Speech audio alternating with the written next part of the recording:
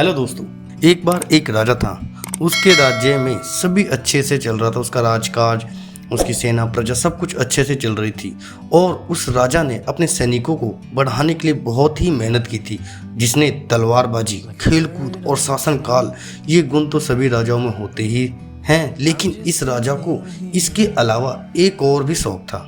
जी हाँ, वह शौक था कालीन बुनना, चटाई बुनना। ये गुण हर किसी राजाओं में नहीं मिलता।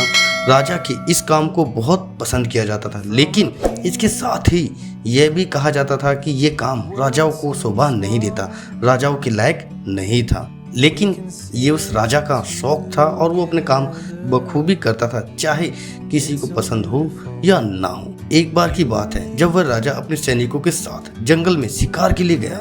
वहां पर अचानक वह अपने सैनिकों से बिछड़ गया। राजा को अकेला देख वहां के डाकुओं ने उस पर हमला बोल दिया और उसे बंदी बना दिया। राजा के पास से कुछ नहीं मिलने के कारण डाकुओं ने राजा को मारने का निर्णय कर लिया कि इसको बचाने का कोई फायदा नहीं है, क्यों न इसे मार डाला जाए। इस पर राजा को एक युक्ति सूझी। राजा ने डाकुओं से कहा कि यदि तुम मुझे कालीन बुनने का सामान ला दो तो मैं तुम्हें इस राज्य के राजा से 100 सिक्के दिलवाऊंगा। इस पर डाकुओं को लगा कि हाँ, ये भी बात सही है। अगर हम इसे कालीन बुनने का काम दे दें तो ये अगर अच्छी कालीन बुने तो यहाँ का राजा शायद हमें अच्छे सिक्के, अच्छे मुआवजा दे।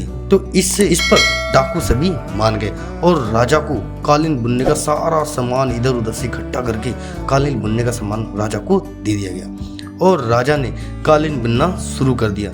जब ये कालीन पूरा बुन दिया गया तो इसे राजभवन में भेजा गया और वहां पर रानी इस कालीन को देख के राजा के काम को पहचान गई कि हाँ, ये कालीन आखिरकार किसने बनाई है।